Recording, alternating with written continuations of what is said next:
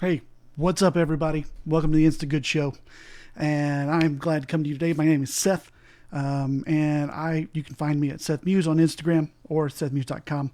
I'd love to talk to you there. Oh man, today I figured we would do a little bit of a departure from just straight Instagram talk because, to be honest, no one really knows what they're doing on Reels yet. Instagram is changing so fast. Let's be honest, lots of you are just focused on Facebook and YouTube right now. So I want to give you something that might help you in a way that is not necessarily Instagram related, but it does help you become Insta good. Normally, we try to become Insta good at Instagram on this show, and we will, and this will help you. However, I want to look a little bit broader at style guides.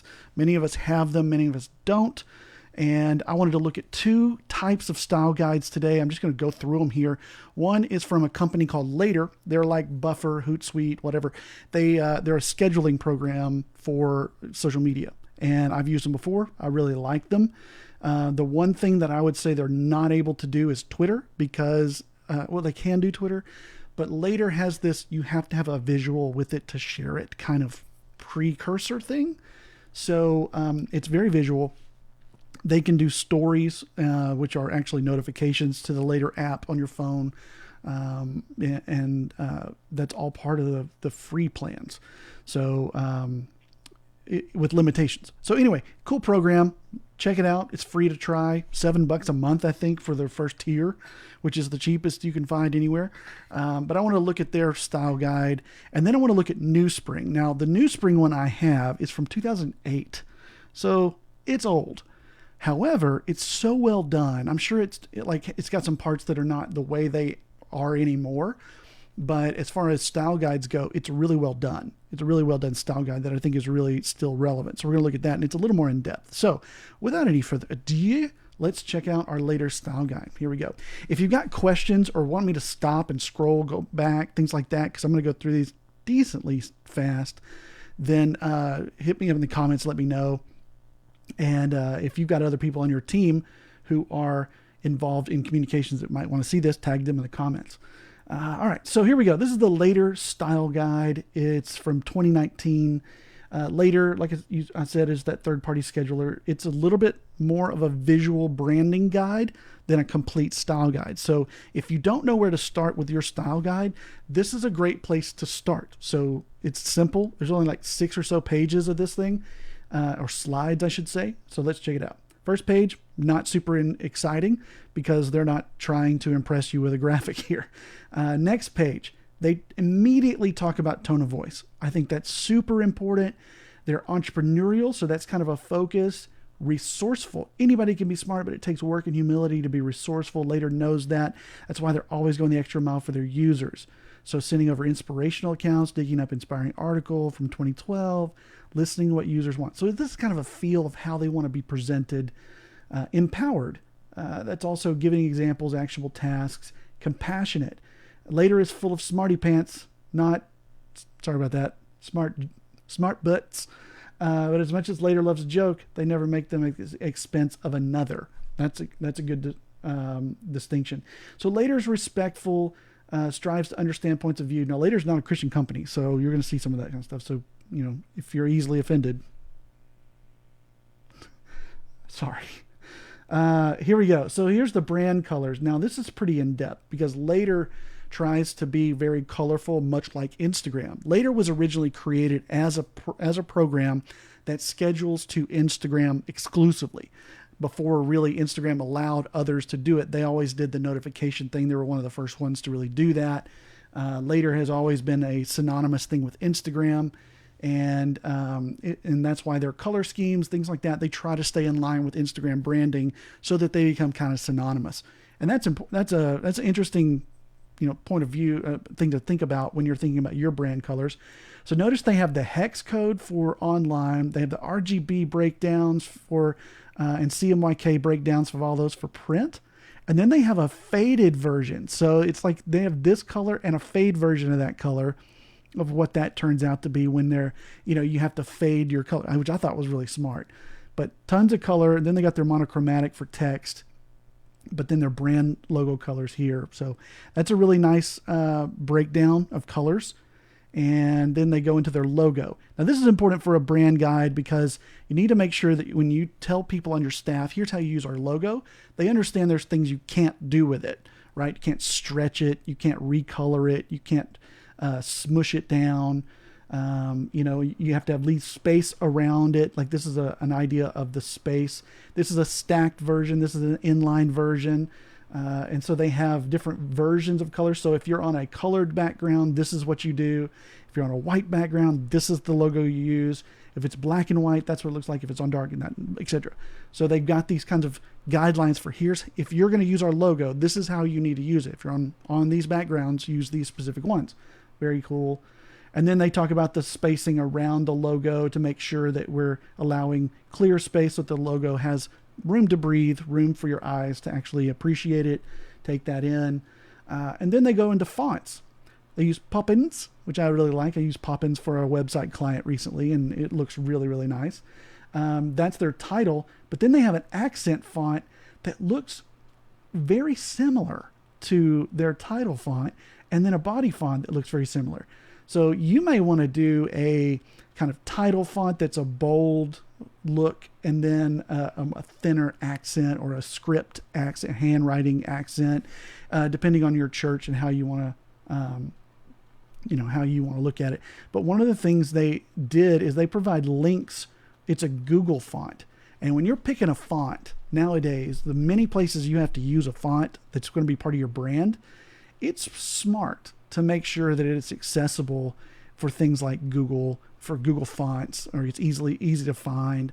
If you buy a really nice font and you have to give that file out and things like that, it gets kind of messy, and then your website doesn't necessarily always have it, so you have to upload it, so it slows your website down. Even if you're using something like Use Any Font as a plugin or something like that. But using a font that's easily accessible like this is smart. It streamlines everything else in your design, makes it easier for people not to fail with this. So that's my take on it. You may have a different take. Designers out there may be going like, I want a font nobody has, so I control it. That's your prerogative, whatever. But I like this, and I love that they give the link to where they can get it. So anyway, then they got a photography style. This is something I think many style guides for churches are missing, because we want photography done, but nobody knows what kind of photos we're looking for. So we may go look at NewSpring, which we're going to do in a second, or look at, Saddleback or Elevation. We want those kind of photos. And we expect a photographer to really understand what we mean by that. And if we just spell it out a little bit simply, it might be kind of helpful.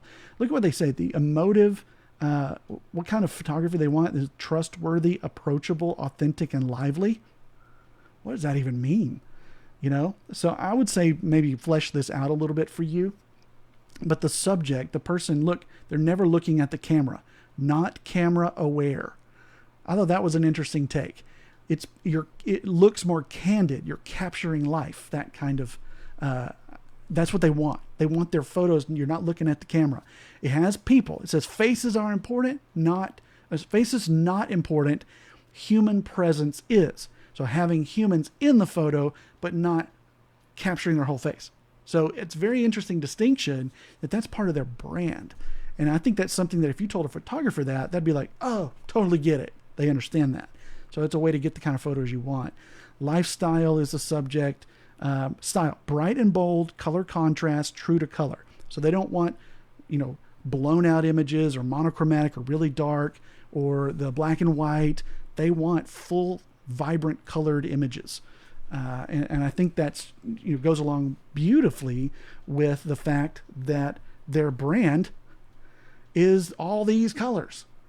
And so I think sometimes churches miss this disconnect here with their brand and how it represents them in the photography, because those colors are in there, but there's a whole bunch of ones that aren't, right? There are a whole bunch of extras like these blues and pinks, but it's vibrant is what they're going for, not necessarily that type of color.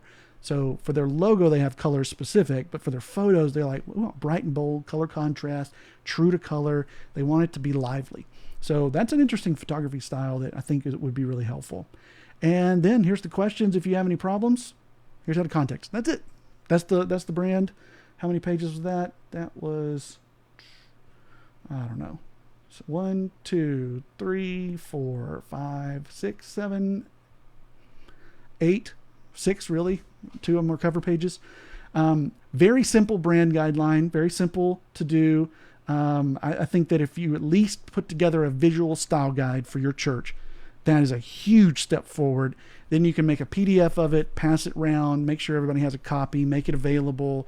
That way, when other people do go rogue, which is inevitable, it's going to happen. You don't want it to happen, but it's going to happen. They at least have some kind of guideline that they can go by, and that you can enforce and say, this didn't meet this guideline, so cut it. And they go, oh yeah, sorry, I forgot about that. I forgot to look at that. I always forget to look.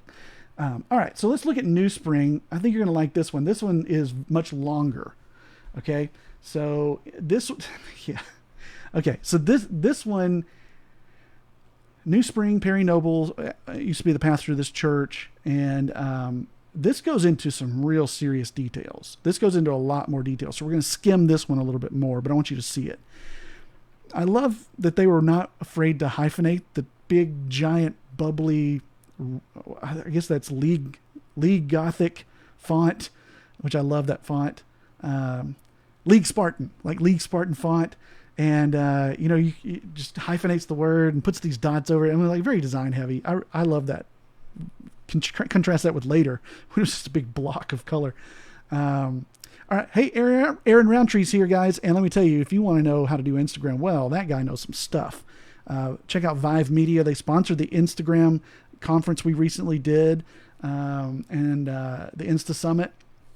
Wish churches had better brand guidelines, more accessible for all staff, volunteers, not just creatives. Absolutely. Communicating internally, I think, is the Achilles heel of most church communication, or most church staffs, is being able to communicate things like this. But when you hand this to somebody, one of the things the criticism I have of this, the criticism I have of the NewSpring one is it's too long and too wordy. And you're going to hand that to a staff person, and they're going to go, oh, I'm not reading that. So you need even if you do one this big, I think you need to create a 1-page kind of TLDR, too long didn't read version of your brand standards. That just raises the possibility that people are going to know what it is and do the basics. So you might do your colors, your logo stuff, and here's the fonts, and don't say words like blah, whatever. That can help you a lot. And then that can be like your first page summary of the long one. So if they never get past the first 2 pages or so, they've still got the gist of it. That's going to help you communicate and be on the same page together. Yeah, Hillsongs from a couple years ago, Aaron, was really good. I had that somewhere, and I don't know where it is. But let's take a look here. All right, so this one actually has a table of contents. That's when you know you're in for a big read here. Table of contents, but I like how they laid it out. That's really kind of an interesting take on table of contents. Really cool. And then let me get this little thing out of the way. All right, basic information. All writing should be. So again, they don't start with imagery, they start with writing. And I love that, because as much as we love images and visuals in the church, especially creatives, the real foundation of those things is the writing, the copy, the meaning behind it. What do you want to sound like? What do you want to feel like? Because the visual is gives life to that. But if there's none of that to give life to, then your visuals can be all over the place. Even if you get them down into a brand, the purpose and the meaning behind it still can be very lost in what you're trying to communicate. Like I've seen a lot of churches be very focused on visual and have absolutely nothing of value to say. And so it's just scroll. Great. I've seen that, because at the end of the day, even if we're good at visuals, photography, graphic design, video, then if we don't have anything of purpose to say that's not meaningful, it really won't matter. People are going to scroll on by, or they're going to watch 5 seconds of it and be done. So this is super important. I think this is really great. All right. So accurate. The one thing I will say about this too, I'm sorry, a lot of things before we get into it, is that my other criticism of this is that there's some kind of assumed knowledge in these descriptions that you have to kind of already know what they mean. Like brief, get to the point quickly. That's good. But down here we have exclamations. use sparingly in a bunch of them. Well, I know what sparingly means, but you didn't tell me don't use more than one at the end of a sentence. And I think that's what they really were trying to get to, but they didn't say that. And so they're going to have use sparingly, which is also good. You know what I'm saying? So there's going to be a lot of little insider things in this one. But anyway, let's take a look. You got punctuation and grammar, basic information. Here's how all writing should be accurate, brief, engaging, informal. You've probably been reading this while I've been talking. Informative. I like that. Find ways to reflect our mission and core values. Hey, what's up, Jared Tolan? I think I said that right. What's up, Jared? Copy will conform with the guidelines in the Associated Press style book with minor modifications. See the next page. So we're in deep here. All right. I love copywriting. It's one of my first loves. And so when I get into this part, I'm going to try not to just camp here. Don't use courtesy titles at the bottom there. The Reverend Perry Noble. That was really interesting. Spell out numbers 1 through 9 and use numerals for 10 and above. That's a detail, man. That's details. Yes, use sparingly. Okay, quick story. I used to have to edit an email newsletter every week for my pastor, and he loved to put an exclamation point in every sentence on the end of it. And it's great. Everything's awesome. And he'd use 1 or 2 for the sentences that were really important, but 1 exclamation point for the ones that were just normal. And so I had to go back through and backspace period, backspace period, backspace period, and then find the 1 sentence in a paragraph that was like, okay, we can use an exclamation point there. I had to go through that every week because it was just so like, everything is awesome. And so I love that they put exclamation points in there because I imagine that's probably common for many of us, right? I myself tend to write that way. I have to really watch myself when I'm writing blogs or whatever and be like, this is great. It's like, dude, everything is awesome, so nothing is. You raise everything to one level, and then it just becomes noise, right? So I like this. Avoid all caps except for emphasis. It gives the impression of yelling. Capitalize pronouns when referencing the deity. Examples: God, Father, Holy Spirit, He, Him. All good to have in there. Let's see. Oh, and look at what they do with the comma. What did I just do? Sorry. I'm using a MacBook and my trackpad sensitive. All right. List 3 or more items. Eliminate the comma before the and. Oh. Come on, guys. Come on.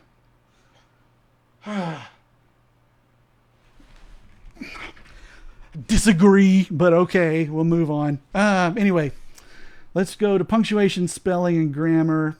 Hey, Bo Coffrin, what's up? I've used his with Life Church. Their style guide's pretty amazing too. In fact, the one I did at Hope, I basically copied theirs, but I couldn't find it when I was trying to think about this. All right, so punctuation, spelling, and grammar. Here's what they want you to do for that. Don't abbreviate dates. I think having a standard of how you put out times and dates is like 101 for a style guide, because you'll get 9 with a space PM, or you'll get a 9 lowercase PM all together, or you'll get a 9:00 PM all smashed together, or a space with a capital PM. There's like a million different ways to write a time. And, everyone's going to do it the way they think should be done. And it's not a real important thing, but it's just one of those nitpicky things that can really bring the whole thing together. Like a coffee table can bring a room together. A standard of writing dates and times can really bring a website together, or a social media strategy together. Maybe. We'll see. All right. Times, web. We had this policy at my last church that we never put the www before a URL because it just looks uncool. And that was the only reason why. I just don't like how it looks. And it saves space. I guess that's another reason. It saves space when you're writing it out. Saves graphic design space, white space in the designs when you have to put it on a graphic. So proofing and editing. Double check dates, times, audience. Is the copy simple? Does it communicate to our members and guests? Basics. Are all the who, what, when, where, why. I don't know how many times I've seen it, done it, where we put out a graphic for an event and the time isn't on there, or the URL is not on there, and we have to go back and go, whoops, let's fix that. So website. Notice they put the www in their style guide, so whatever that's about.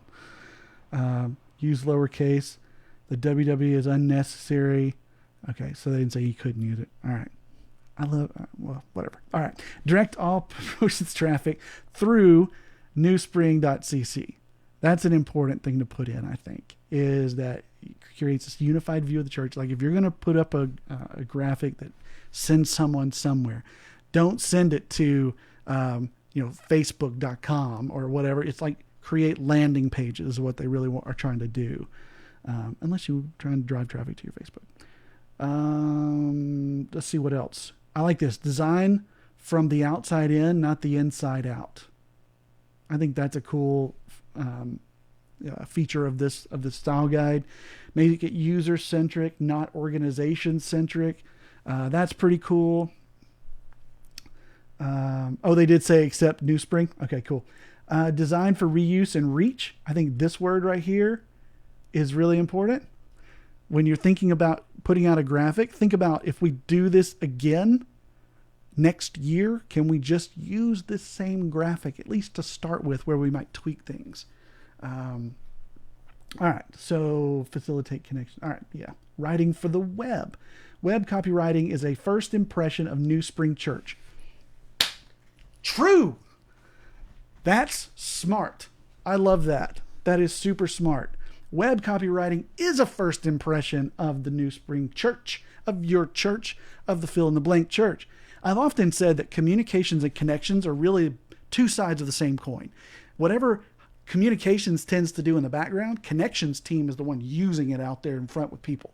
So we fund a lot we facilitate as communicators a lot of first impression stuff, which let me just take this moment to say, hey, there's a first impressions conference coming up. It's pretty great. You should sign up for that. And I'll put the link in the show notes of the comments here if you want to go.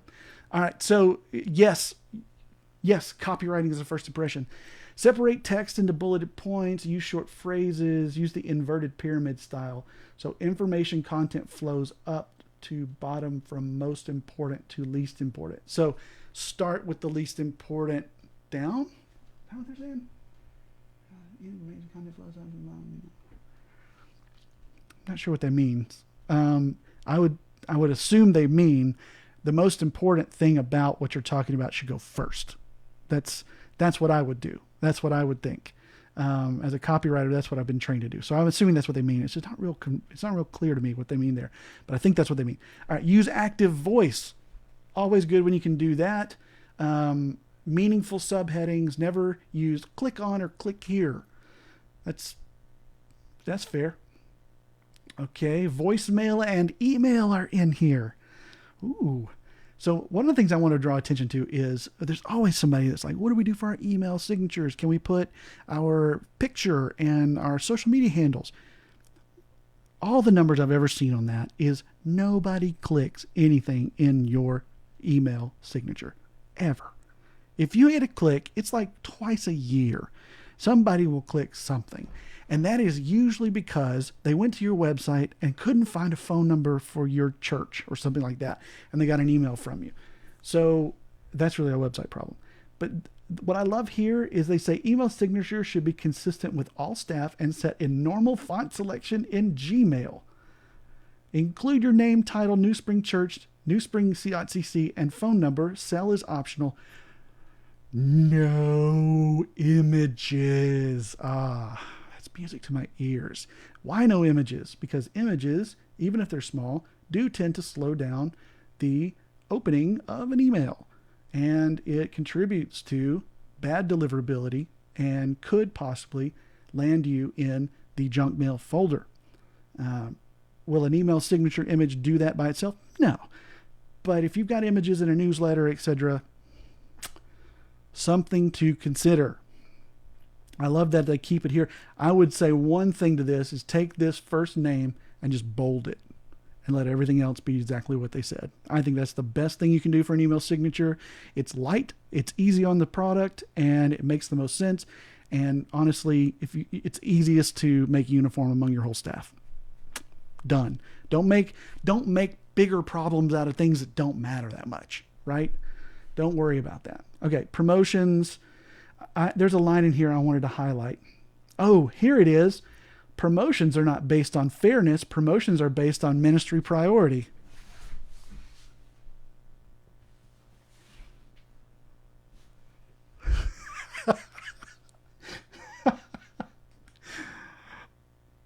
Burn.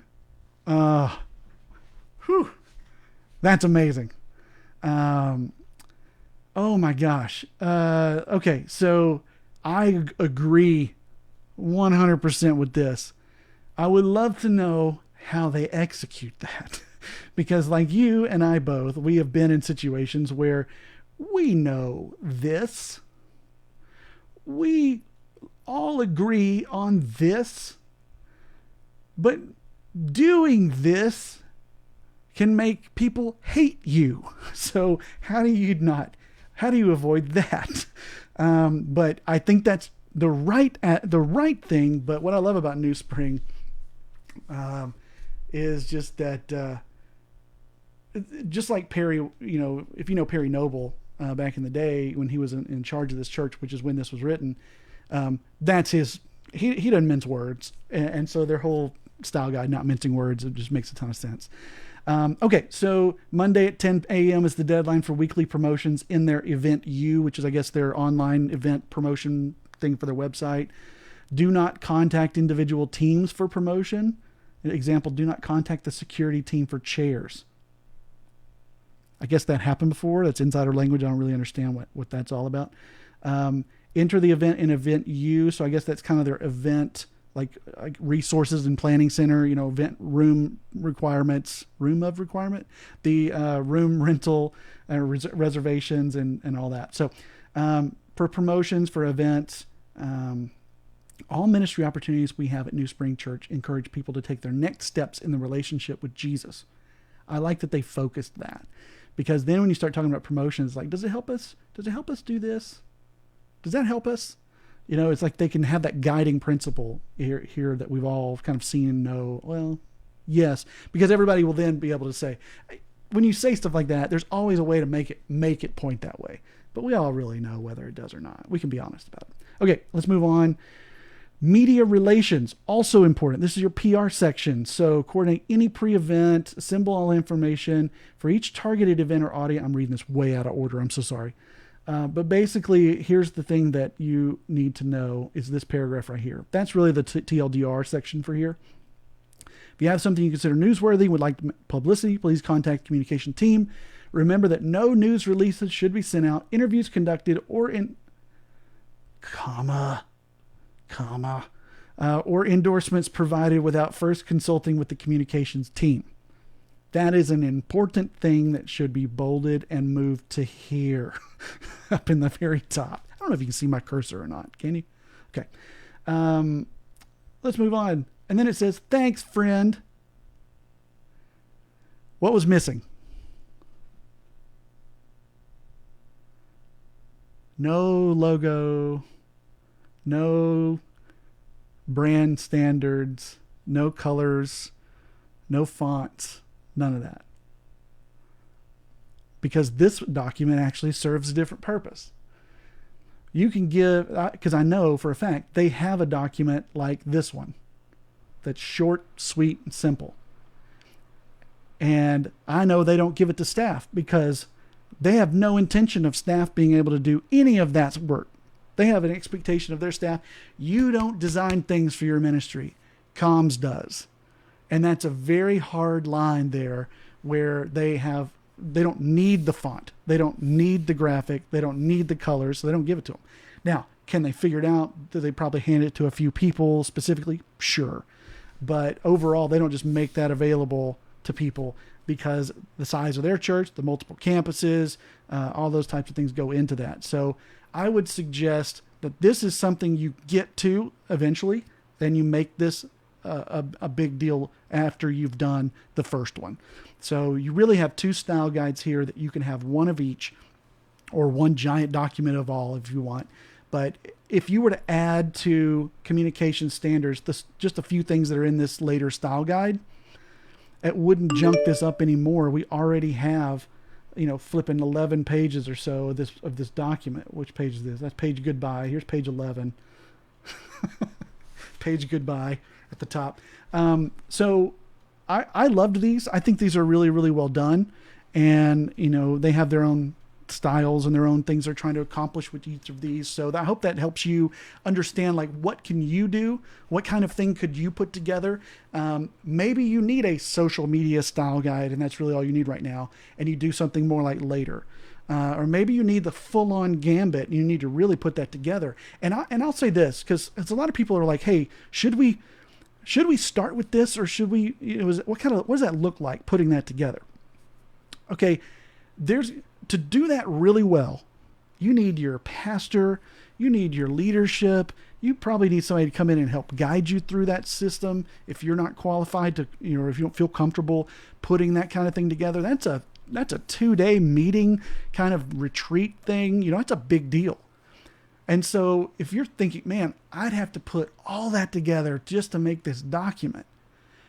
Yeah, you kind of do.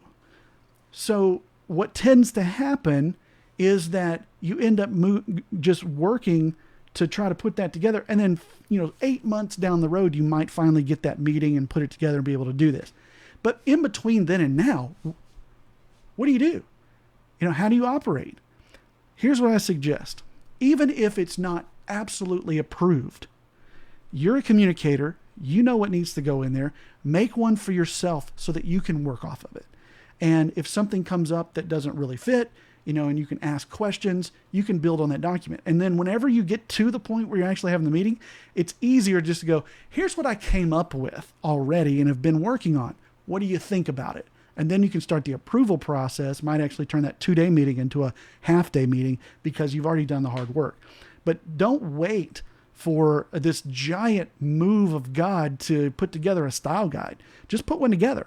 Put it together. Make it work for you. Talk with your boss about it. Say, here's what we're working on. Can we work on this temporarily? Make it very minimal. Just put together your colors. Just put together your logo. Just put together your font so that we at least have that.